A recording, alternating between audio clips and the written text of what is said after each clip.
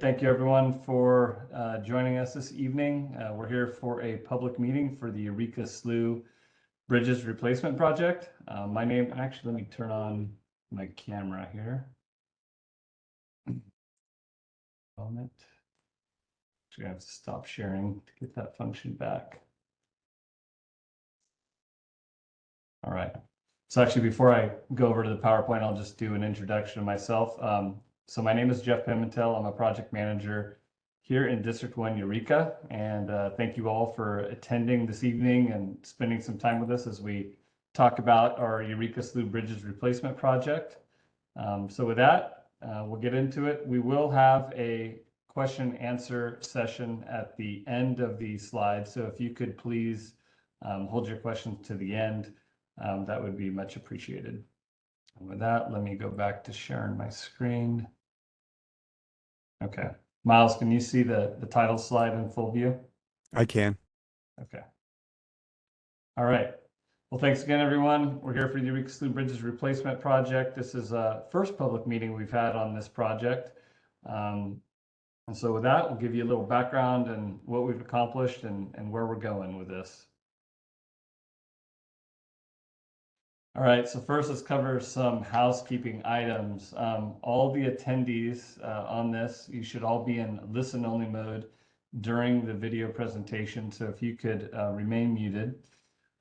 Feel free to ask any informal questions and provide any informal comment that you wish in the chat section. We will go through the chat session after I'm done going through the slides of the presentation. The mechanism by which you can submit comments on the project are the email address you see there, eurekasloughbridges@dot.ca.gov.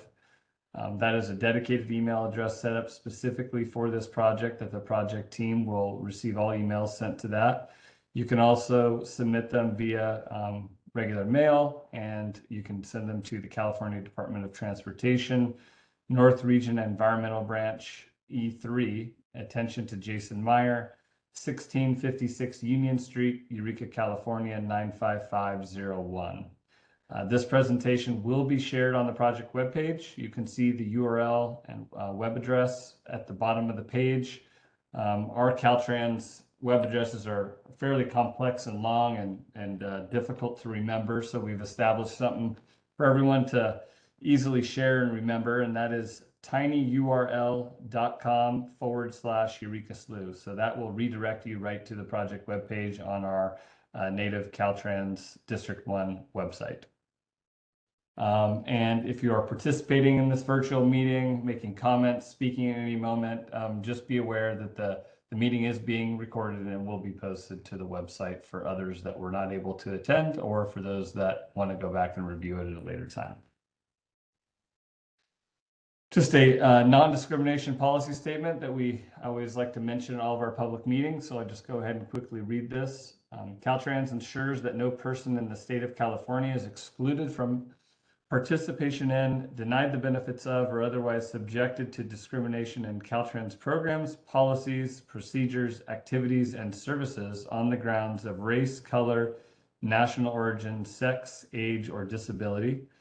For information or guidance on how to file a complaint or obtain more information regarding Title VI, please contact the Title VI branch manager at 916-324-8379 or visit the following webpage, which is dot.ca.gov/programs/civil-rights/title-VI.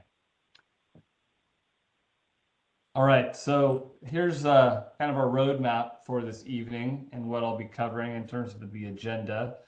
First, I'll get into a little bit of project background for the structures and how the project came to be. We'll cover the purpose and need, as well as the project scope. We'll show two alternatives that we currently have for the project. We'll talk about some of the right-of-way needs for the project. We'll hit some of the environmental topics on the project in terms of level of environmental document, expected environmental impacts and permits that will be required for this project. And we'll also go briefly over the project schedule and estimated cost at this time, and then also let everyone know how to stay engaged and how to stay informed throughout the development of this project through the various phases. So in terms of project location, for anyone that's from Humboldt, and I would lend a guess that most everyone on this meeting is a local resident here and probably is very aware where Eureka Slough bridges are. But if you are not, or just need a reminder, they are the bridges right there adjacent to the Target Shopping Center on Highway 101 between post miles 79.5 and 80.2. That is the extent of our project limits. The bridge number is 04-0022.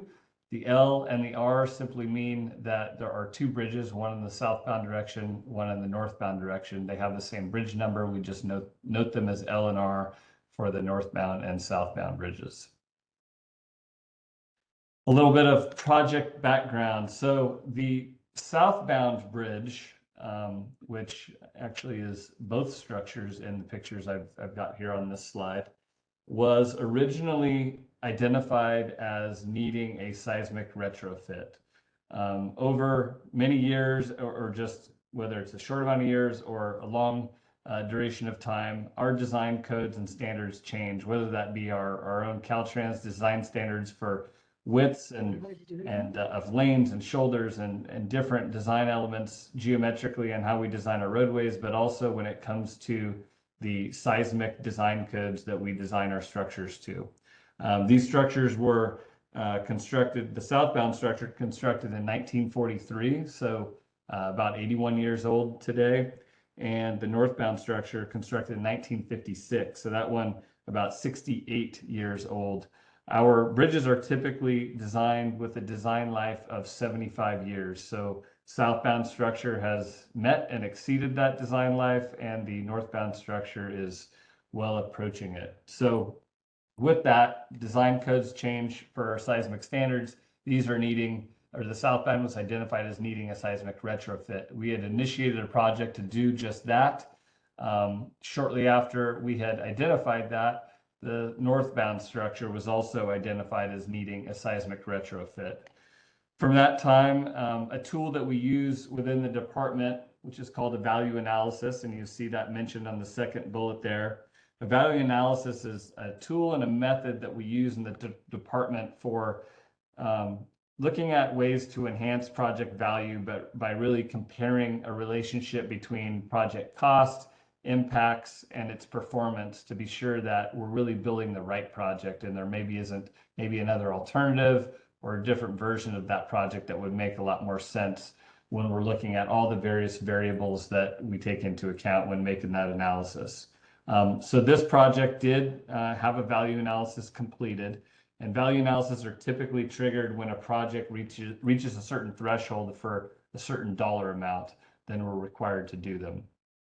So fast forward to the results of that value analysis. That value analysis recommended that we actually look at and do replacement of both structures as opposed to doing a seismic retrofit of each independently. One of the main reasons for that was a seismic retrofit, as advised by our structures design branch, was only going to extend the life of these structures by approximately 20 years. So if you can imagine a project that would go in and do a seismic retrofit of each bridge and all the environmental impacts, the extreme cost of a large-scale bridge project, as well as the traffic impacts, only to come back 20 years later and have just as much impact and more, just didn't really make a whole lot of sense when we took it through our value analysis process and analysis. So that led us to looking at trying to program these projects as solely replacement projects. Go in here one time, we take care of the seismic deficiencies just by building new structures that are going to be up to our current design codes for seismic standards, as well as other design standards geometrically, which I'll get into, and essentially have a less impactful project environmentally, for traffic, as well as cost. So in 2023, the project was officially reprogrammed as a replacement project, and that's officially what it is now in terms of the scope. We are no longer looking or studying a seismic retrofit of these structures. At Caltrans, all of our improvement projects are really built on a very specific purpose and need. The purpose and need of a project drives the scope of the project, and really what is the intent and what is the project trying to accomplish? What are the problems the project is solving? And so this purpose and need, which I'll go through really briefly, really drives the intent and the scope of the project. So in terms of this particular project's purpose, is to improve the function and geometrics of the northbound and southbound Eureka Slough bridges to ensure uninterrupted traffic movement in the event of a collision or emergency incident, seismic event, or any other catastrophic event, and upgrade the structures to current design standards with separated pedestrian pathways that would promote and enhance mobility for all modes of transportation. Now going into the project need, the project is needed to address structural and geometric deficiencies in the northbound and southbound structures. The southbound structure has seismic deficiencies, is fracture critical, and has a non-standard profile, which contributes to a collision rate at the bridge departure that is double the statewide average when looking at similar facilities. The northbound structure has seismic deficiencies with non-standard bridge rails built on raised concrete curbs within the shoulders. And both structures are approaching their design life, or exceeded it in that case actually, and have narrow shoulders that impede multimodal transportation. Now I'd like to cover some of just the existing conditions of the structures that we have out there today. First, I'll cover the northbound structure. Not really significant to this conversation, but if you're interested in what type of a structure that is and how it's built, it's a precast voided slab on driven pile extensions. We have two 12-foot travel lanes. We have a 1.5-foot outside shoulder and a 2-foot inside shoulder. And just for comparisons, and I'll get to this again, but our standard outside shoulder on a structure would be 10 feet and our standard inside shoulder would be 5 feet. So well outside our current design standards today. Moving on to the southbound structure, this one is constructed interesting because it's a different structure type. This one is built on concrete frames on driven timber piles. Also, two 12-foot travel lanes in each direction. A little more width on the outside shoulder with 6 feet in comparison to the northbound structure, and only 1.5 feet for the inside shoulder. In terms of the project scope, as I mentioned before, project scope is to replace both the northbound and southbound structures. Currently, we're looking at two independent structures, not a single structure. The structure type at this time is a precast wide flange I-girder on driven piles. Both structures would have two 12-foot travel lanes in each direction. Both structures would have 10-foot outside shoulders as well as 5-foot inside shoulders. And both structures to the very outside limits would have a separated 12-foot pedestrian and bike path. And when I mean separated, there would be a physical barrier between the traveled way and the pedestrians and vehicles, not simply channelizers that a vehicle could go through, but a hard barrier that would prevent a vehicle from entering into the path of pedestrians and cyclists. And with the inclusion of the pedestrian and bike path in both directions on each structure, we are proposing to connect to Bay Trail South, which most of you know is currently in construction and slated to complete construction by the end of this year, as well as the Eureka Waterfront Trail, which goes under the structure on one side near Target. So we are planning on connecting to those trails from the quadrants of the structure to be able to access either northbound, southbound, and as well as accessing those trails from 101. Now we'll go into project alternatives. The alternatives are very similar to each other, and I'm gonna go through just an overview, kind of bird's eye view layout of what they look like, but then I'm gonna get into some staging of the alternatives, which will give you a clearer picture as to the differences between them and why we have the two that we have. So this is a typical section of each alternative. They look very similar. Really, the key difference between alternative 2A, which is the one at the top of the page, and alternative 2B is really the distance between the two independent structures. Alternative 2A has 2 feet between the inside edges of the structure, and alternative 2B has 63 feet between them at its at its widest point, or at its the southbound structure is actually going to be built on a curve, and this would be the furthest that they would be apart. The main reason why we're doing this comes down to our staging. One of the alternatives utilizing a detour bridge, and one of them not having to utilize that, but having to be built on a separate alignment. So good way to think about alternative 2A is alternative 2A is being constructed on the existing alignment of the structures we have out there today. Alternative 2B, northbound, is being proposed essentially in its existing location, but the southbound bridge would be on a new alignment. So here's a layout of alternative 2A.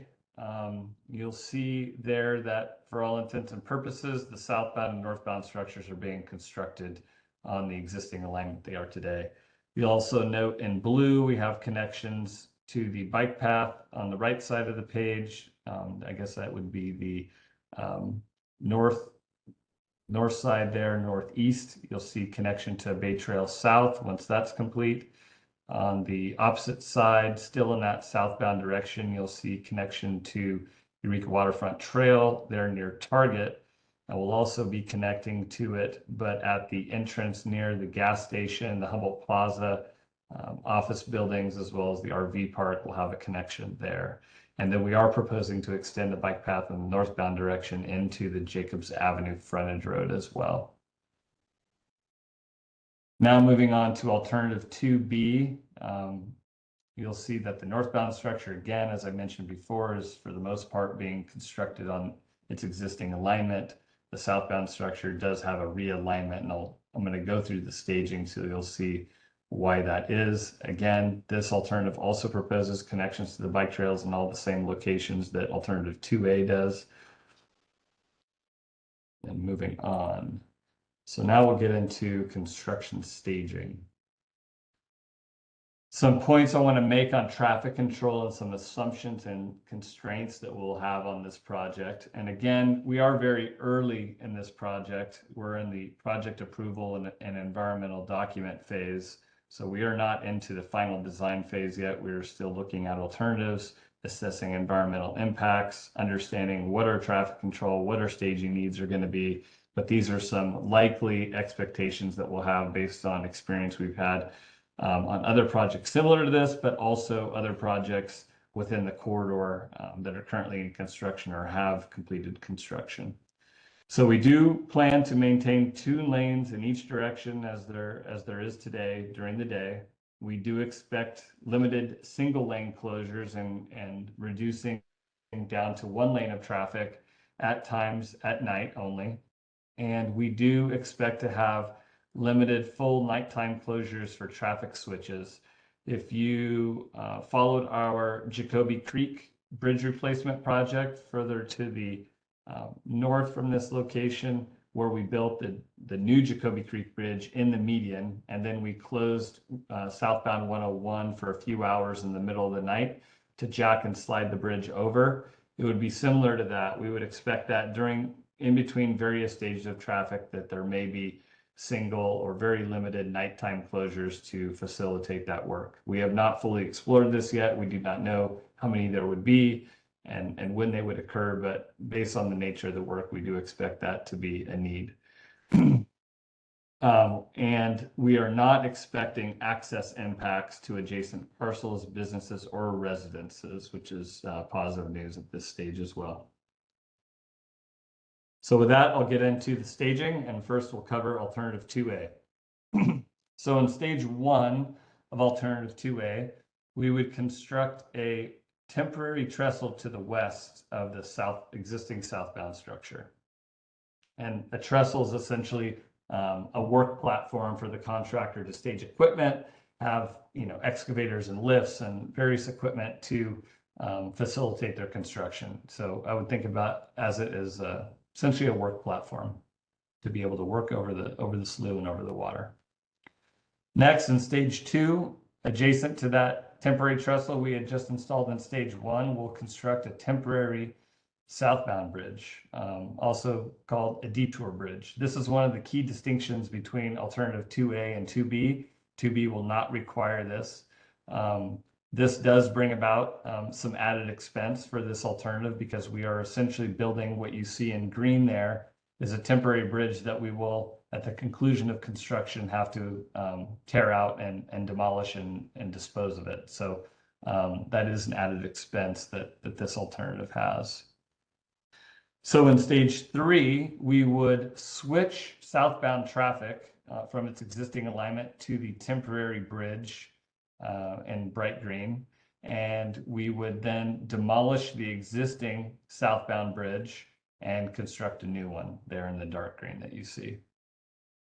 In stage 4, we would use that new southbound bridge we had just constructed, but we would actually be utilizing it for northbound traffic. So in this stage, we would create a shift where we'd shift northbound traffic to the new southbound bridge that was just constructed.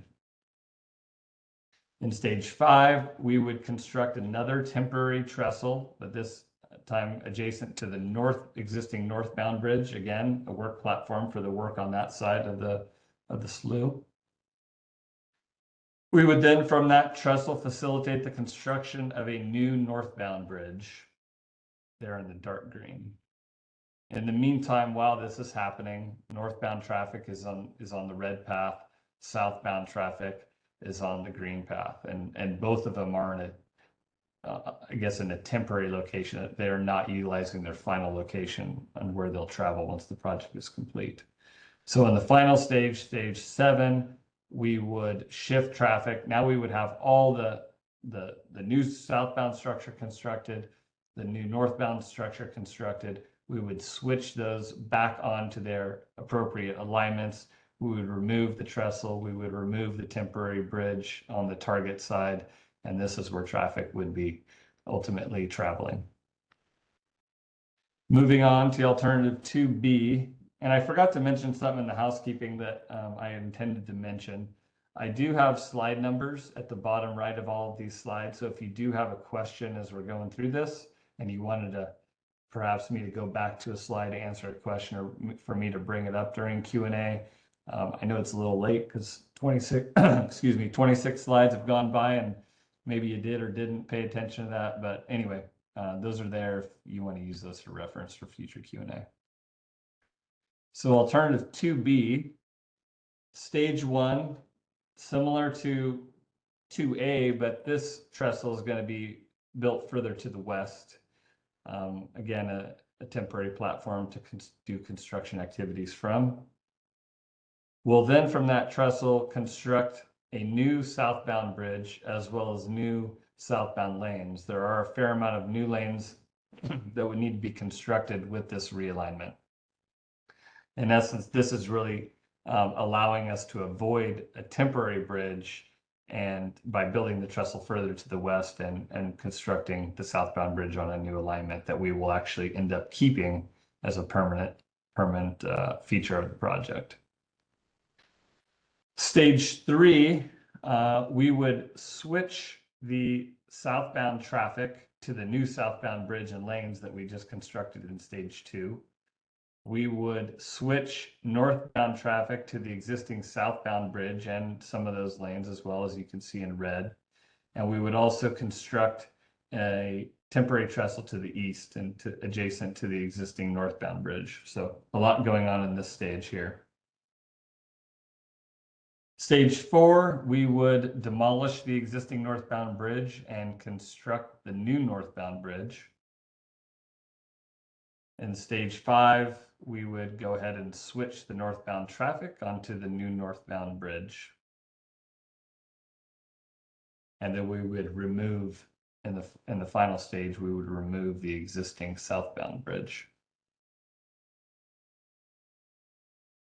Now to hit on right-of-way and utilities for the project. The project is going to require temporary construction easements, but they're not expected to impact business access or operations. And similarly, permanent right-of-way acquisition will be required for the project as well, and also not expected to impact business access or operations. There are a number of utilities that will be in conflict and require relocation, including electric, phone, internet, sewer, and water. Now moving on to our environmental topics.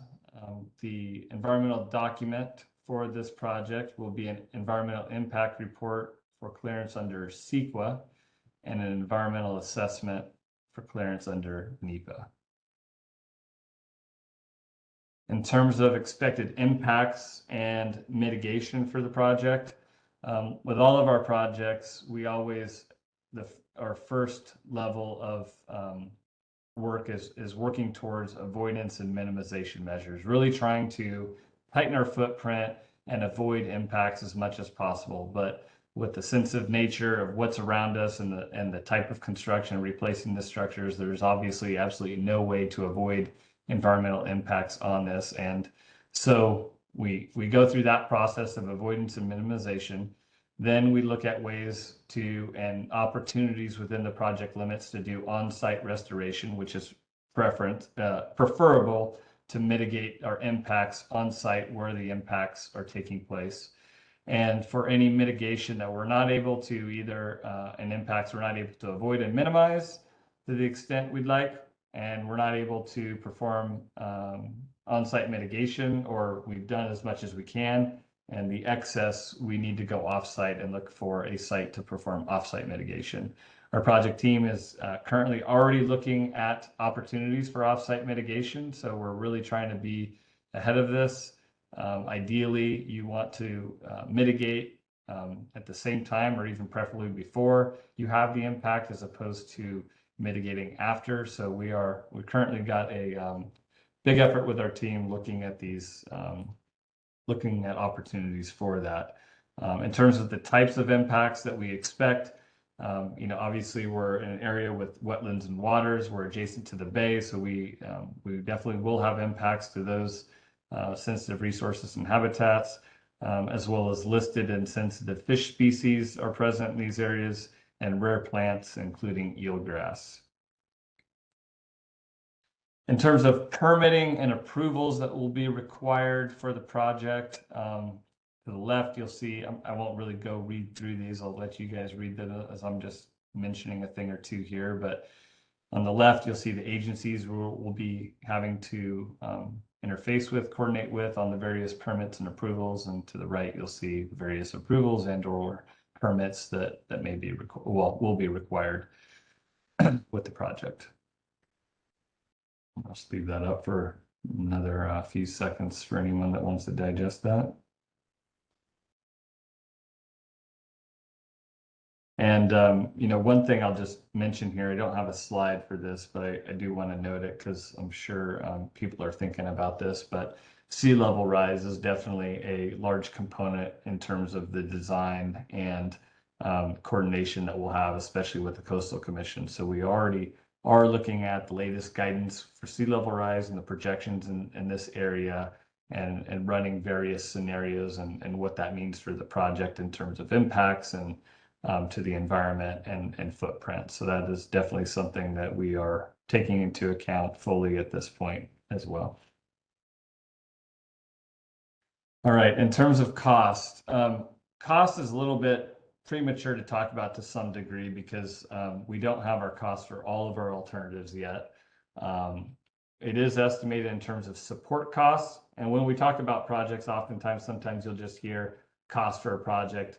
And a lot of times that's just the capital or construction cost. But here I've tried to put all the costs associated with the project, not only the construction cost, but also the cost to develop the project from inception through construction inspection as well until it's turnkey ready for traffic to drive on. So support costs for this project are estimated to be approximately $32 million.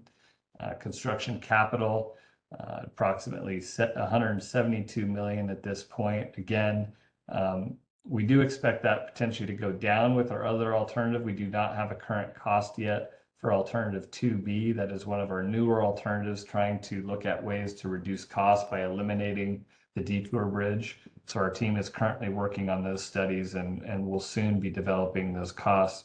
I'd expect to have an updated cost for that alternative sometime in the fall of this year. right-of-way capital, which that covers obviously all of our right-of-way acquisition, our temporary construction easements, but a bulk of that is our mitigation costs for the project. Now moving on to schedule. Our current target date for our schedule would have a draft environmental document completed in September of 2024. Our project approval, where we would select a preferred alternative and have a final environmental document, is targeted for July of 26. We would then at that point begin the permitting process, and our target to have permits in hand would be by March of 2028. Following that, with a final design complete in July of 28, begin construction in spring of 29, and the end construction date also is an estimate at this point. We do know that the project will take up at least 3 to 3.5 years to construct. There are an alternative that could also take up to 5 years. So we are still weighing those comparisons, not only costs and schedule of construction, but as we get further along in project development, that information will become more concrete and we'll be able to have more details on that. So I'd expect us to continue to engage with all of you in the public and community on this, and continue to update this information as we have more information and can report better on that. With that, we do have a public comment period that's open right now as part of this public meeting. We're asking for everyone to submit their public comments no later than April 5th. Again, as I mentioned at the beginning of the meeting, you can use the old-fashioned snail mail, send it to California Department of Transportation, North Region Environmental E3 branch, attention to Jason Meyer, 1656 Union Street, Eureka, California, 95501. We also have set up a dedicated email address for the project that project staff will receive, and that email address is eurekasloughbridges@dot.ca.gov. Again, the website to stay informed and engaged and look for current information is tinyurl.com/Eureka Slough. And with that, we can go into our question and answer period. I'll need to stop sharing here so I can see the chat. I imagine we probably do have some chat messages in there.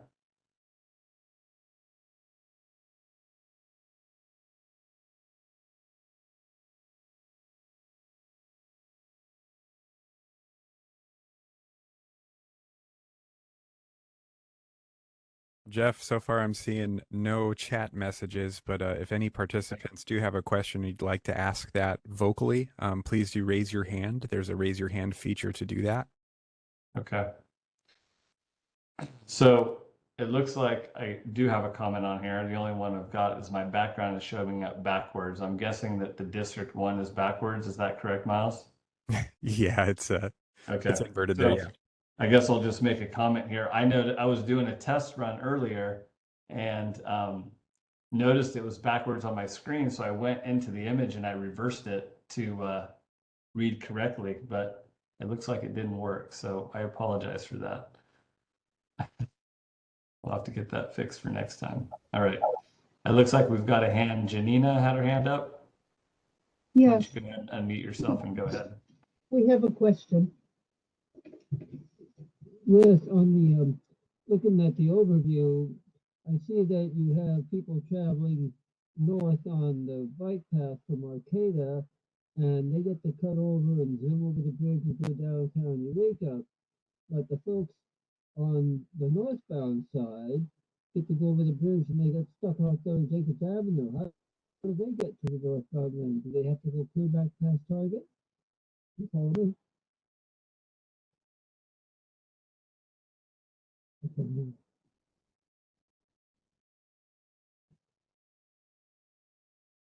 I did not catch that. Can you try to say that again? How do bike riders that start out at the RV park and go alongside the northbound bridge and end up on Jacobs Avenue, get to the bike path on the other side of the bridge, the southbound side?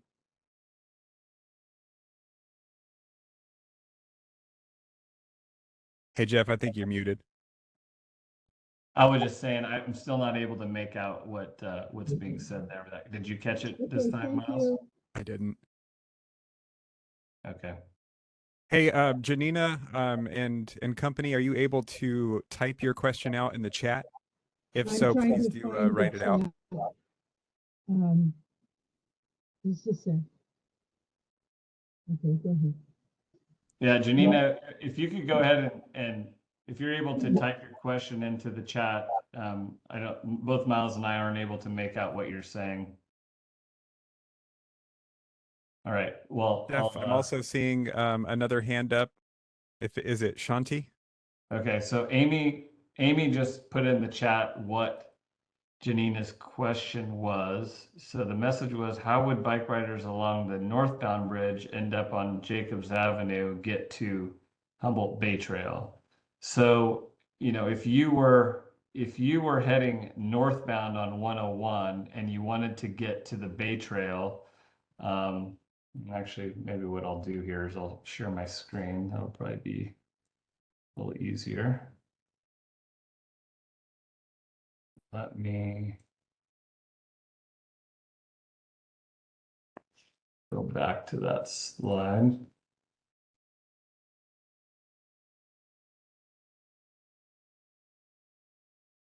Oh, went too far. Clicked it too much. Hold on. Okay. So, oh boy. Okay.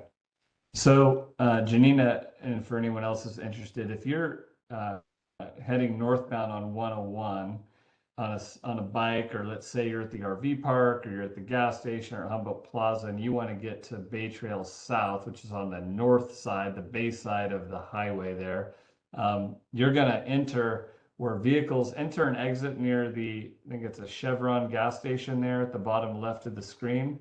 You'll see the blue path connects there. But actually, let me take that back. The trail connects.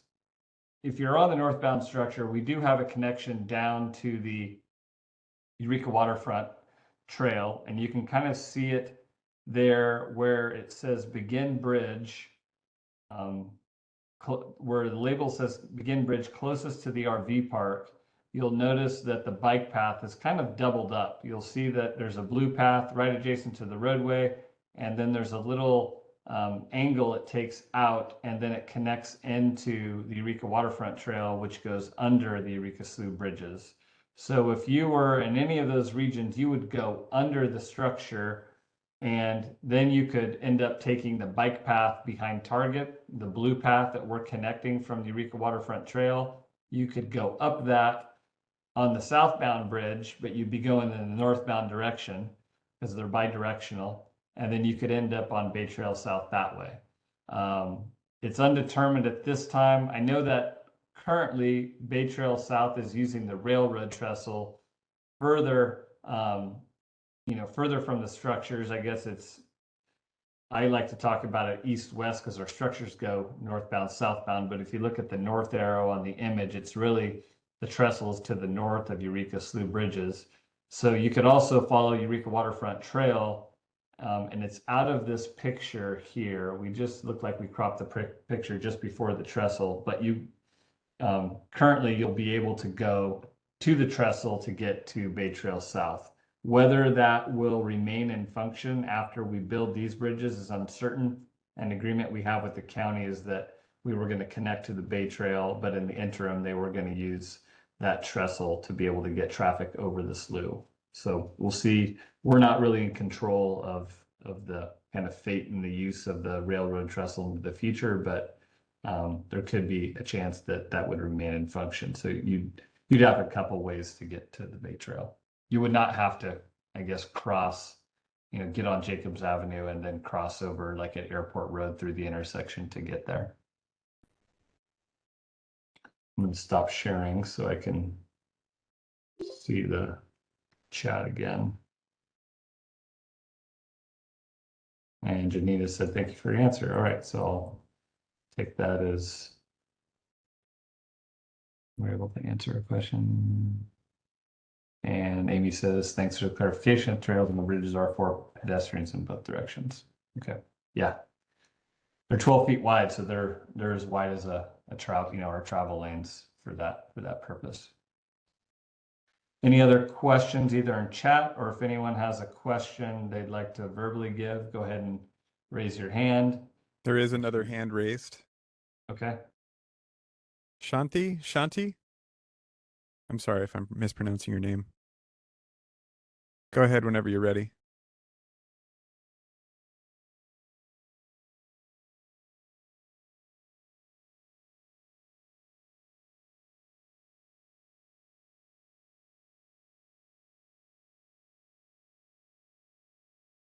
Maybe some technical difficulties there.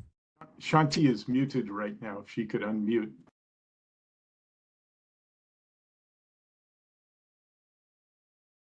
It's appearing unmuted on my end.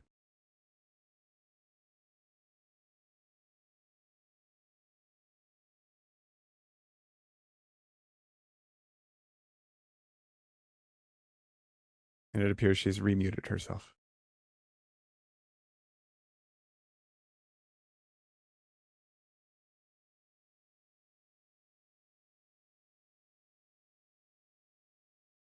Any other questions?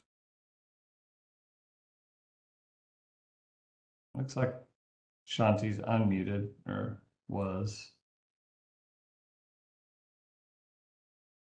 But Shanti, if you're speaking, we're not able to hear you.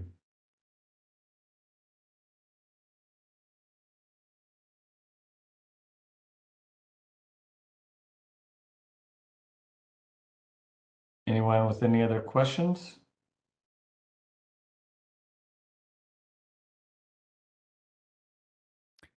All right, music to hear. Go ahead. Hey, I was wondering if you can tell us what the drawbacks to 2B, choice 2B are. Because that looks pretty good. It seems like a nice way to do it. Yeah, I mean, one of the constraints we were trying to hold with 2B in developing that alternative was one, avoiding a detour bridge and the cost associated with that. We're still uncertain as to what the cost savings would be by not constructing that.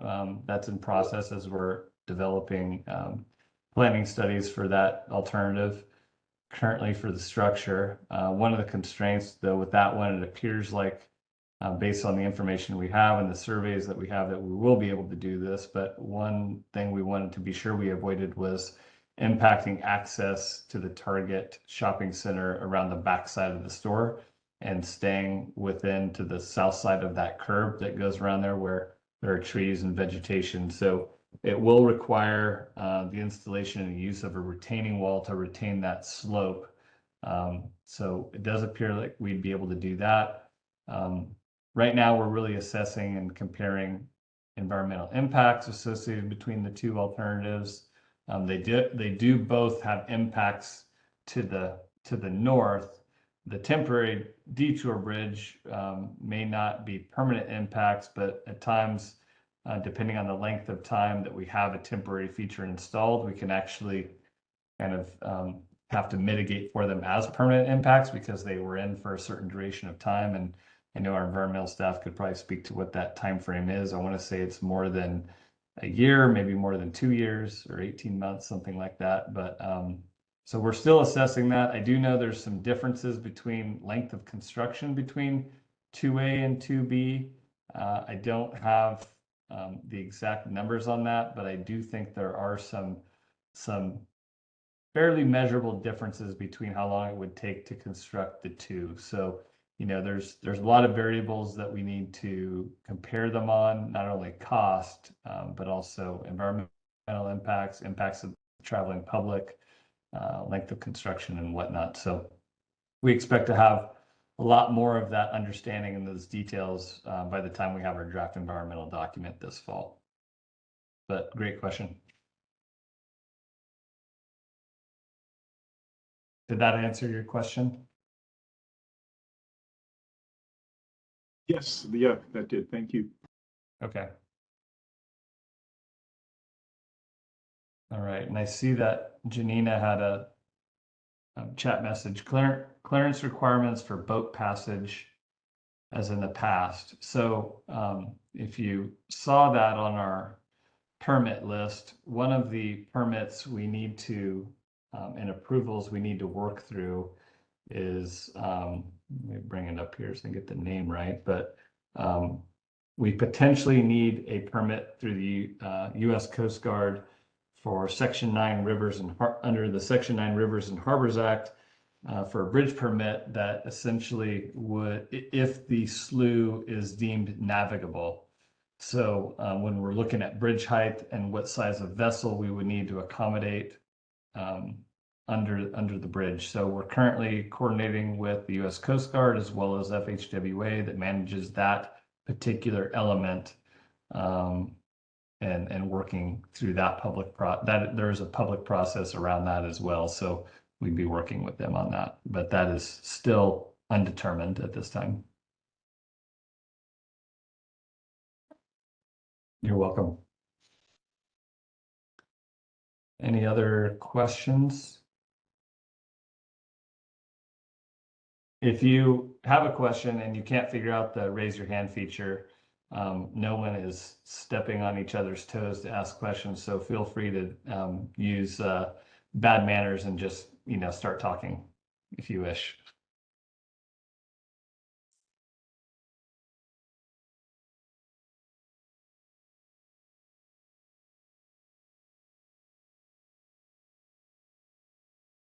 All right, well, I'm not hearing any other questions. Someone once told me if there's a 7-second pause, then that's the pause you utilize to evaluate whether anyone has anything else to say. So I think I've waited a couple second 7 pauses and no one's jumped in. So unless anyone has anything else to mention, like I said, we have the dedicated email address. So if something comes up and you want to pose that question to us, feel free to send us an email. We'll get back to you. And thank you for everyone for participating in our public meeting. And be sure to check out our website, tinyurl.com/Eureka Slough. Actually, is it Eureka Slough Bridges Miles? I'm going to bring it up, make sure I'm not giving people the wrong email. It is. Yeah, that's right. It's tinyurl.com/Eureka Slough. That's going to be your best way to stay engaged with the project throughout project development. So thank you, everyone. Have a great evening, and we'll see you guys next time. Yeah. Hey, thanks again, Jeff, for doing this meeting and for answering all these questions. And also, I just want to let people know the question was asked in the chat. A recording of this meeting is going to be made available on that website. So tinyurl.com/Eureka Slough. Thanks, everybody.